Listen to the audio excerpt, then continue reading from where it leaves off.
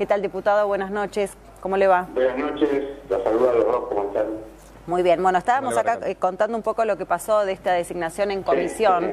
Y lo que fue una sorpresa enorme, ¿no? Porque fíjese que una de las características de la campaña electoral y de la asunción del ingeniero Macri es el diálogo, hablar de independencia de la justicia, etcétera, etcétera. Y realmente, ¿qué independencia puede tener alguien que está en comisión? Pues si algo caracteriza a los jueces de cualquier instancia, no solamente de la Corte, en primera instancia, es que tienen realmente su función dura mientras dure su buena conducta, tiene estabilidad, tiene independencia y separación de poderes. Incluso yo diría que hay formas de, si el Poder Ejecutivo entendía que había que completar urgentemente a los otros dos miembros de la Corte, podía haber citado extraordinarias al Senado, retirado los pliegos y mandado otros dos pliegos. Lo que estoy, de ninguna manera hablo en demérito de los candidatos, estoy hablando del procedimiento. A ver, diputado, acá...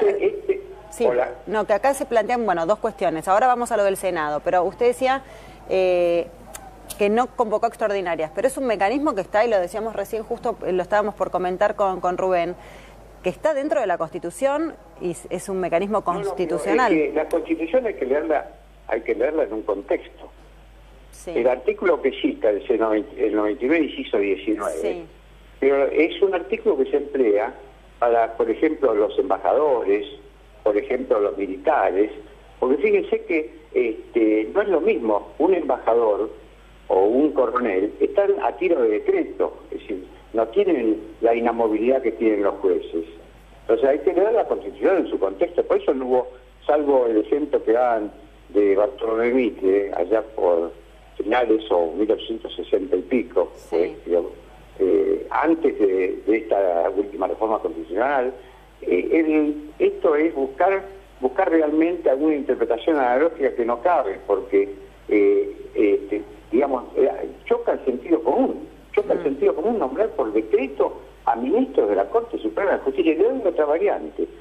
Si la Corte estimara que con los tres miembros, a pesar de que está todo, dijeron la Corte, este gobierno, que realmente no era una dificultad que funcionara la Corte con tres miembros, pues supongamos que la Corte tiene necesidad, hay con jueces, no los abogados con jueces que se declaró la inconstitucionalidad, sino los con jueces que ya son jueces.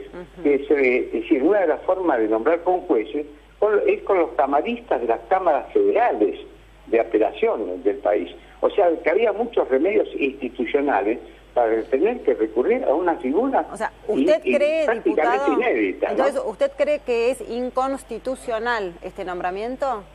Yo creo que viola absolutamente la Constitución Nacional, que las resoluciones que tome el cuerpo con el voto de estos dos abogados juristas, no tengo ninguna cuestión, podría ser atacada por nulidad. Hay una serie de remedios que tomar, pero lo que extraña es que tanta invocación al diálogo, al respeto a los principios republicanos, al acatamiento a la Constitución Nacional, este procedimiento es inédito. Ahora, que tenemos que ir al siglo XIX para buscar un antecedente, ¿no? Recalde Rubén Rabanal, ¿cómo le va? ¿Cómo le va? ¿Qué tal, Rabanal? Bien, gracias.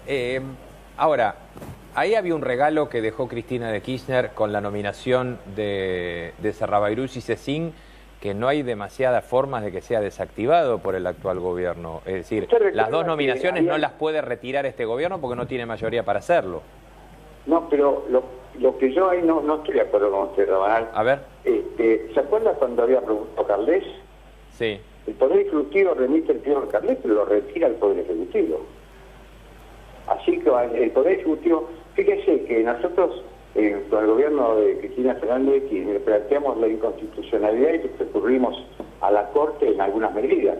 Y el gobierno está pensando desistir de esos recursos. Pero el peronismo le votó, pero Recalde, el peronismo en el Senado le votó el retiro del pliego de Carles. Esa es la diferencia, que hace falta que el recinto vote el retiro de los pliegos. Pero lo que yo digo, si esos son los mecanismos institucionales, ¿por qué no seguirlos? ¿Cuál es el apuro? ¿Cuál es el apuro para no mandar otros pliegos, para hablar en el Senado? ¿Cuál es el apuro? Para que se integre vamos a admitir, porque todo es opinable en derecho, Pero vamos a admitir la opinión más extrema en defensa de la actitud del Poder Ejecutivo. Si la Corte necesita integrarse, le digo que está con jueces que tienen acuerdo de Senado como los camaristas federales. Le digo que está dividida la biblioteca y de los dos lados, de los dos bandos. Eduardo Barcesata habló esta noche y en realidad dijo que está bien lo que está haciendo Macri. Dijo que está previsto en la Constitución. No estamos hablando de un constitucionalista que con el kirchnerismo haya sido muy indolente, ¿no? No, me extraña que Barcesata haya dicho eso. No hablar con Barcesata, hoy hablé con él de esto, y se puso a nuestra disposición por estos temas de los DNU. Así que voy a hablar con él, en cambio está en contra. Arslanian está en contra. Digo, estábamos acá leyendo algunas declaraciones y Arslanian decía que además de que es inédito, dice que es algo realmente novedoso e impropio, dice Arslanian, el mecanismo que utilizó. Leyendo esto y escuchándolo a usted, diputado, ¿se podría llegar, no sé, digo, a impugnar, por ejemplo, estos nombramientos o no hay mecanismos que contemplen este tipo de manifestación de repudio a los decretos de...? Es difícil, salvo a partir... Fíjese que la encerrona es que el Senado no se puede reunir si no está convocado en extraordinarias por el Poder Ejecutivo Nacional. Esto podría pasar a partir del 1 de marzo, que comienzan las sesiones ordinarias. Realmente... Sí.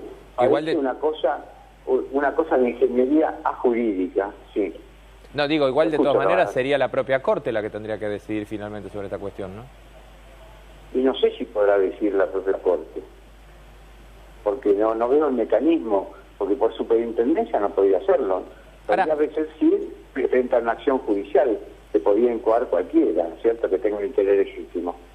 ¿Qué opina usted de los nombres? Porque Sarrabairús... No, los nombres, no tengo, la verdad que todos, los dos tienen buen currículum, tengan experiencia tribunalicia, no tengo absolutamente nada que decir de los nombres y sería impropio que yo cuestionara los nombres, porque la virtud de esto la dio Néstor Kirchner con el decreto 222 del año 2003, que fue una cosa aplaudida.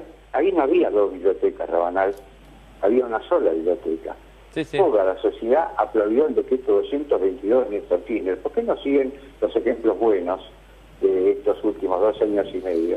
Ese es un buen ejemplo, el decreto 222.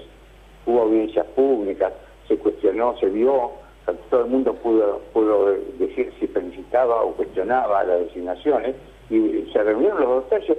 Fíjese que mayoría especial, tanto para la revocatoria de un cargo judicial, para la remoción de un juez, como para la aceptación del pliego del juez, se requieren 2 tercios. Por eso digamos, nuestro gobierno no reunía los 2 tercios para nombrar jueces de la Corte, pero Cristina Fernández de Kirchner no recurrió a nombrarlos en comisión. Mandó los pliegos al Senado. Tenían que seguir nuestros buenos ejemplos, porque son principios republicanos. Y va a ver que hay muchos partidos que no son de la oposición, que son oficialistas, que no van a estar de acuerdo con este procedimiento. Porque conozco el espíritu republicano de algunos radicales y otros bloques, que seguramente van a responder de esta manera. Creo que si hay 2 bibliotecas, la otra es muy pequeñita. Diputado, bueno, hablábamos de lo técnico para cerrar por último, porque bueno, hablábamos más que nada de los procedimientos. ¿Cuál es su opinión de por qué cree que Mauricio Macri utilizó este procedimiento? ¿Por qué la decisión? Sería dar un juicio subjetivo. Sí, una porque opinión. Realmente, no sé, alguna intención hay, sea para declarar alguna inconstitucionalidad, no sé. Ahí veo la ley de medios flotando en el ambiente, pero no podría decirlo con seriedad, no podría decirlo. Bien, muchísimas gracias, diputado. Pretendo ser serio. Bien, muchísimas gracias, buenas noches y gracias por la comunicación. Buenas noches a los dos, muchas gracias por el llamado. Gracias. Era el diputado Héctor Recalde, que es del Frente para la Victoria y es además el presidente del bloque en la Cámara Baja.